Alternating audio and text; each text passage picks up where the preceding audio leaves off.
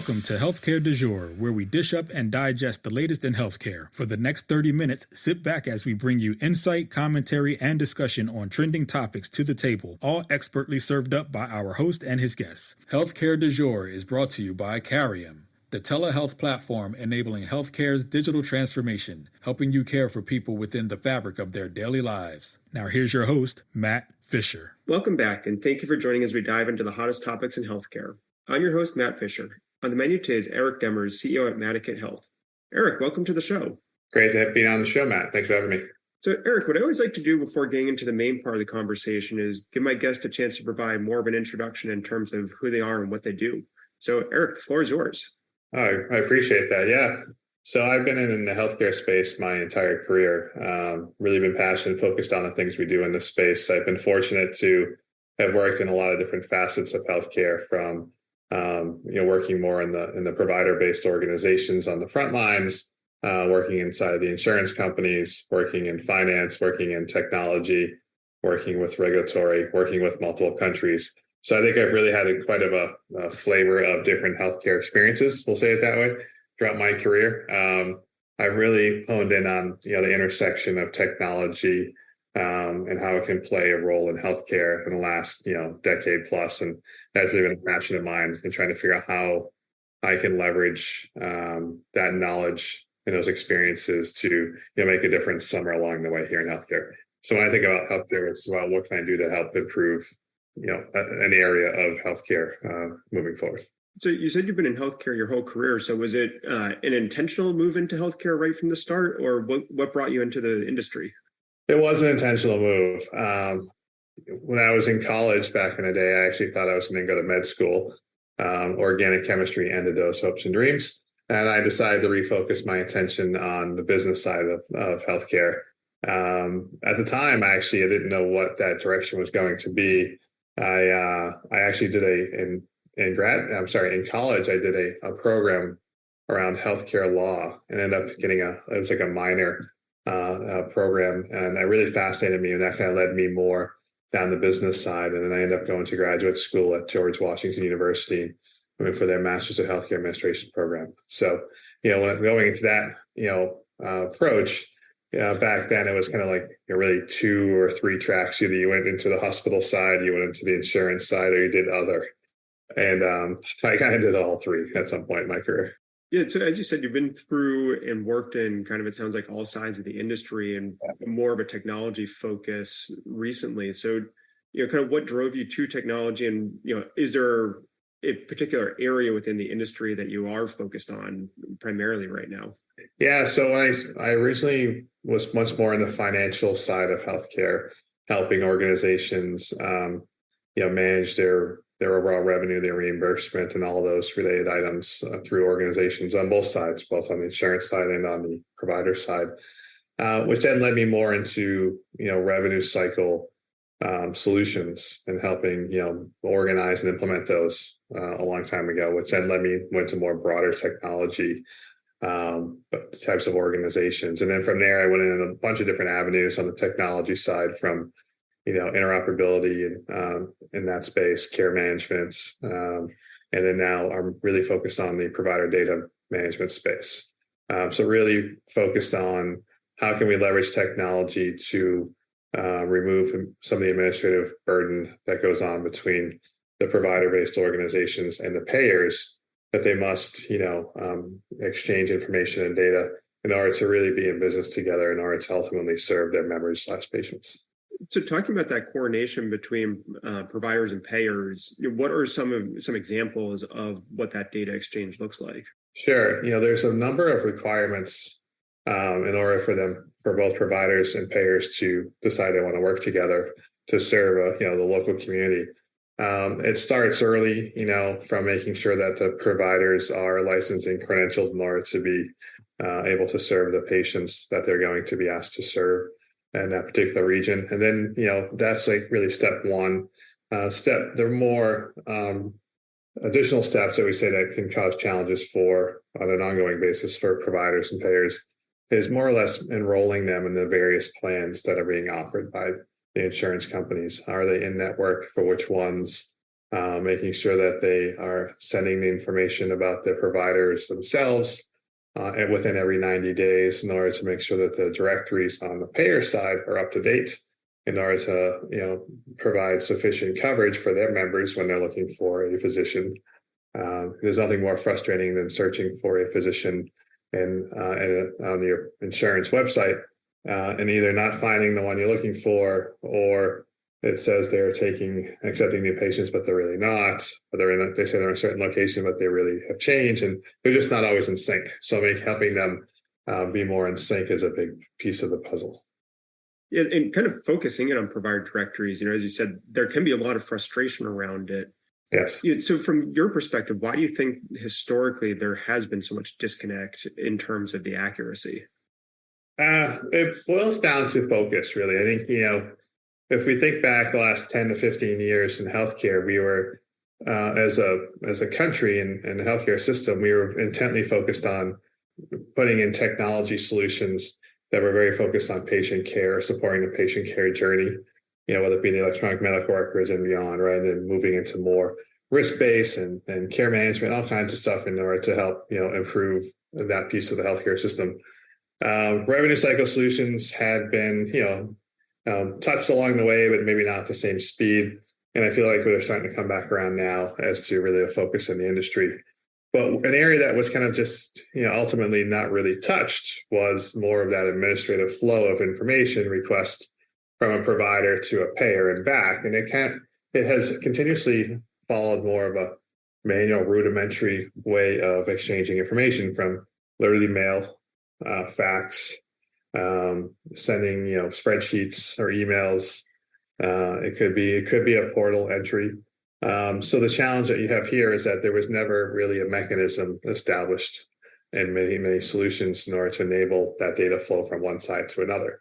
So, we work with payers as well. And, an example of a payer would say, we'll get, information on, 20,000 doctors sent to us on a regular basis. And it comes in probably hundreds of different formats in order to try to get that information into a single usable set of information, and then take the information needs to be updated out of that and apply that to our own directories.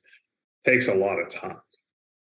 So it makes it nearly impossible to do it effectively and efficiently going forward. So part of what we're trying to do is we do a lot of work historically between providers and payers to enroll them and help remove some of that required manual labor that goes on to apply by automating that in our system. So this is really another step in order to add another rail, so to speak, where the providers can send their information electronically over to payers, and then they can share information back and forth, which will allow them to maintain their directories on the payer side in a much more up-to-date fashion, which then allows them to be compliant with all the many other regulations that are they need to be beholden to. I guess, is it fair to say it sounds like it's yet another example of the lack of data consistency and collaboration that seems reflective of so many different pieces or components of the industry? Yeah, unfortunately, it's true. It's a very siloed still, part of the industry. Lack of standards, lack of automation. So you end up with just a lot of paper and a lot of discrete information all over the place. One of the things I liked about our company and where we're positioned there is that, over time, because the work we've done working between, as an exchange kind of platform between providers and payers and fiscal intermediaries and whatnot, is we've touched roughly 80% of all the provider groups in the United States. So we have a large amount of data that we can then help support the process. And we've kind of established standards around it. So it allows us to potentially help both sides, take a step forward at a much more rapid pace than they've been able to do on their own. Yeah, and kind of as you just mentioned, developing standards helps probably with that interchange of data. But at the same time, it also sounds like just giving a directory and the information required for it more time and attention overall, as opposed to just kind of letting it slip probably to the last second when you needed to, or when you're finally thinking about updating it, or potentially when you hear a complaint of why is this never working the way it should. just kind of moving it a little bit up the priority list can also make a big difference. Yeah, there wasn't as much focus, I think, historically on that attention to detail that's needed to maintain that directory.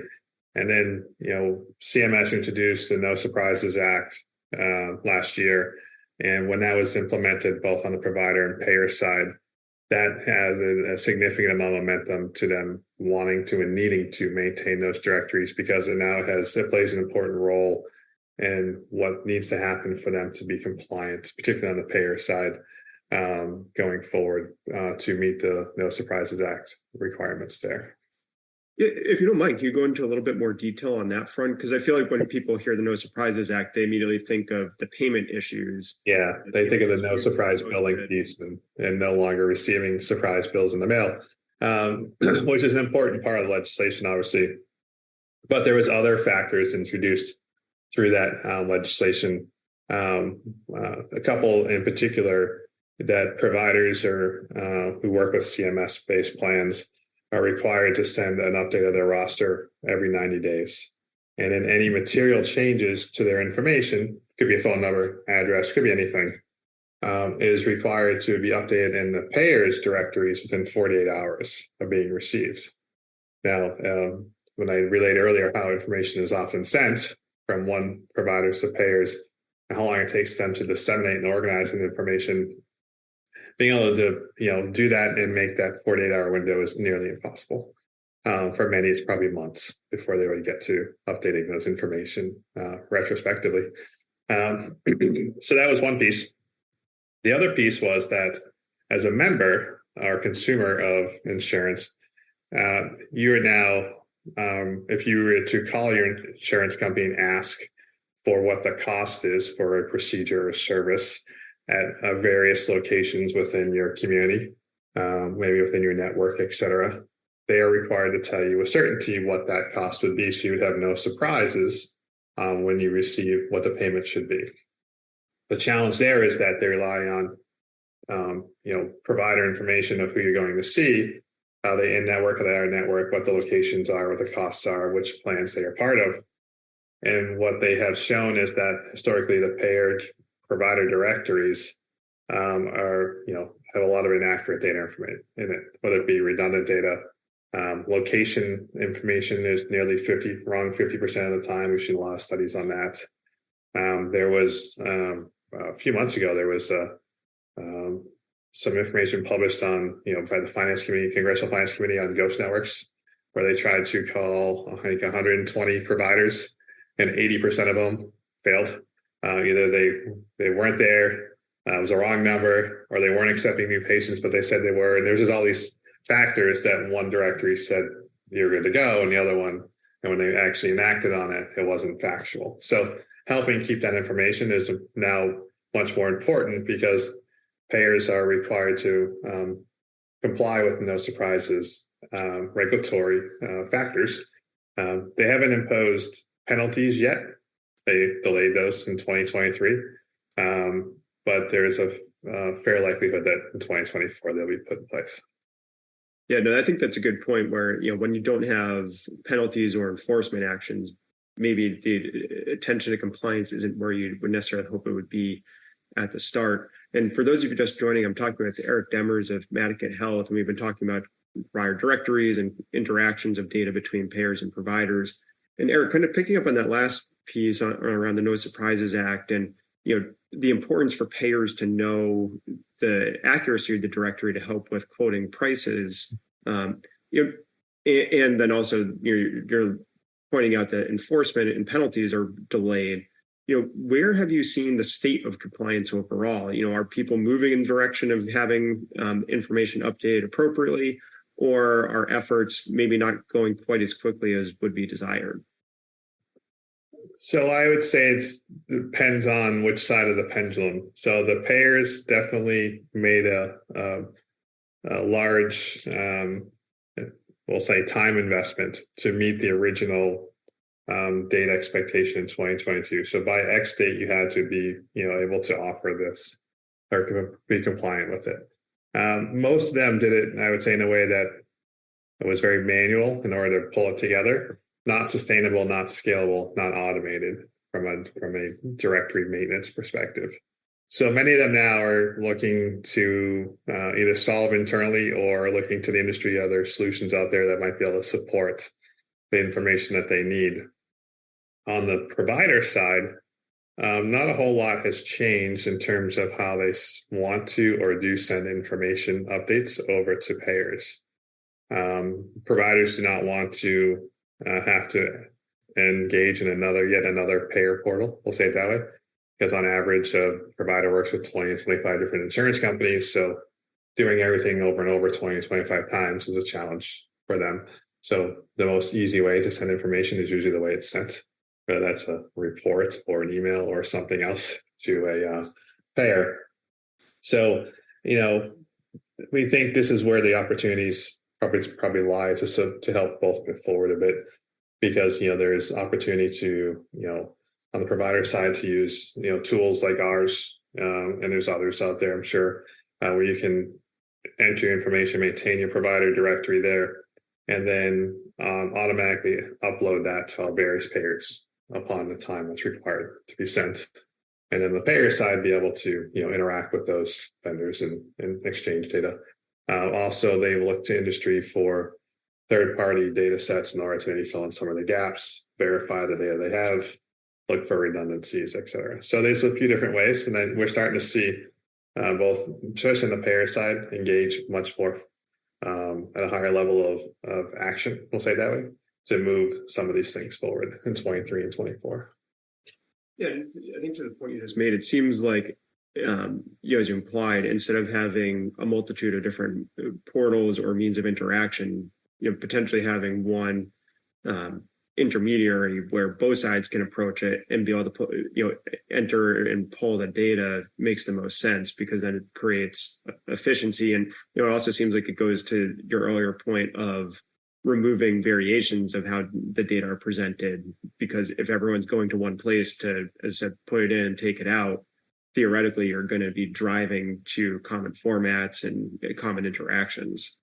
100%. I think you probably the most common reference of another model is the common application for college. The college application process moved in that direction, where many would use the common app, and a lot of the different colleges would participate in receiving their information updates and exchanges through the common app. Really, our approach is very similar. We've been working across a multitude of those administrative things that have to occur between payers and providers.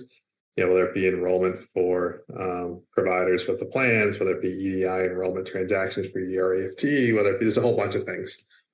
And then now under that you have the provider roster and directory information supporting all of that for that particular group. Say we work with 20 different plans, their information is stored there now. The system can automatically generate what's required and send it out when using the rules according to the various plans the data is needed. It's very similar from that perspective. A common application for college, the student puts their information and all their grades and everything into one spot, and then they choose which colleges they want to apply to, link it into their common app, and then they just send everything back and forth without having to upload it over and over and over again. So that removing that burden, that stress, is really the approach we've taken there. And I think when one allows that exchange to be very effective in the payer provider community. Yeah, that seems like a very good comparison, because arguably people should be able to grasp it and understand it pretty quickly, because I think, as you're saying, it's an experience that a lot of people either have had directly or potentially through children. Yes. Because I think about it, and I could have done the common application, but it was still paper-based at that point. So maybe not quite the ease of data exchange, but at least the consistent data format. So I have a couple of children. My daughter just graduated from high school, and she's going to college. So we literally just went through this process this past year. And she used a common application to apply to 16 universities. And it was very helpful and made the process and the application process very simple, candidly. Yeah, So I kind of want to turn back to a point that you made towards the beginning, and then also that you just kind of referenced as well around provider enrollment and credentialing. Yes. Could you be able to describe that process a little bit? Because it's to me that's always been one of the kind of black box areas of the industry where it's you're always told that it'll take up to 90 days, and you always question why does it take so long, especially if you're just switching employers and you're already enrolled with that insurer. Yeah, and I would say in the last couple of years, 90 days would be a blessing for many of them. Because in some cases, it's been between 6 and 9 months to get through the process, right? So the credentialing side, it's really more of a multi-step process where they have to go out and validate everything about you as a physician in order to ensure that you are eligible to serve your patients in the way you are. So there's a lot of checks, background checks, credit checks, history checks, school, medical, graduations, all that stuff, all to make sure the things that you say that are you are factual, and then that gets vetted by the different payers that you are going to work with. Also will get vetted by the hospitals you're going to work in. I guess it's another step to have to recheck that on a regular basis. And same thing with medical licensing. Each state is required, if you're going to practice in that state, you have to be licensed in that state. So it's a process, an application process. Many times those processes don't have to be done that often. Credentialing probably every 3 to 5 years, or re-credentialing. It's not an every year requirement, but it's still one that has to happen. And when you move to a new plan, they want to see the information and make sure that you say everything is valid and meets their standards. So that's one piece. I think that's our platform supports that process, and we work with some partners who plug in and take on some of that responsibility as well in support of our clients. But then the next step would be, once you establish that you are licensed and credentialed to work, you have to enroll with the various payers in order to be in business with them. So that's a whole nother step, right? So that also takes a lot of time, multiple months. And it takes multiple months because the process, the way it was set up, is, we'll call it a little more old-fashioned in many ways. If you were to apply through a portal, it goes in, it gets received, and it goes into the queue, and then no one might even look at it for 3 to 4 weeks. By the time they do, on the payer side, review the information, they may find that some information is missing, or something was sent erroneously, or the attachment might be wrong. And then they basically send it all back and say, this is missing or wrong, please redo. And you end up in this cycle that goes round and round sometimes, of this back and forth. And that usually, and many times when they send the information back, you're basically starting over on the process. So it then leads to leads to a very lengthy process. So in that part in particular is a challenge for a lot of organizations who aren't used to engaging with that information on the various payers, or they have a lot of physicians on staff and they have to continuously update information. There's another piece that is probably less talked about, and this is because we work with a lot of claims processing vendors, is that they want to make sure that those provider organizations are enrolled to receive electronic data interactions, right? So EDI electronically, so for payments, EFTs and remittance devices, et cetera, make sure you can enable that from an electronic perspective. So every insurance company then has to, it's almost like re-enrolling. You have to go through and validate all of your information, just like banking information, and making sure it's completely accurate. And it's even more complicated because it has to follow the claims flow process from end to end. And if your claims provider, whoever you're using, uses multiple claims houses, sometimes they hand them off to third parties. It really has to follow this lengthy spiraled path in order to make sure exactly to get back there. And it has to be validated. So there's just a bunch of different steps that go on that most people wouldn't even think about, candidly, in order to be in business together. But the platform, a system, can enable all of that. So getting back to why your provider, you can put your information in, maintain it in one place, identify all the insurance companies you're going to work with. And then once that's there, the rules are set up behind the scenes to enable whatever process is being conducted. And then the person who's doing it on behalf of the physician group can literally go in and just check the boxes of who we're sending stuff to for what and hit send. And then the system starts to do it. Then you're just responding to any requests that may come back or any information flow between the two sides until it's ready for electronic signature. So that's really the process that goes on. Yeah, so to kind of synthesize and hopefully accurately condense what you're saying, you kind of refer to the process as probably kindly old-fashioned, which I take to be somewhat of a different way of saying highly manual and very labor-intensive. Correct. Because it's people are doing it piecemeal. But I think then your point was there are technology solutions that you can leverage to drive a lot of consistency and more ready availability of the data, along with potentially some automations that just streamline a lot of those multi-step processes. Because I think, as you said, it's when you have so many multi-layered complex processes, it's very easy to unintentionally make one misstep that sends you right back to the start each time, because you're not really iterating. It's the recipient wants to get a completely accurate package up front and not have to just wait on an update. Correct, 100%. And the amount of time that it requires to fill out those forms or put that data in and do it over and over again, it's just human nature. People are going to make mistakes and they're going to send erroneously, et cetera. Like many times they put the wrong attachment in, or an old attachment. Next thing you know, they thought they were all set, and someone calls up and says you're out of compliance and need to redo it.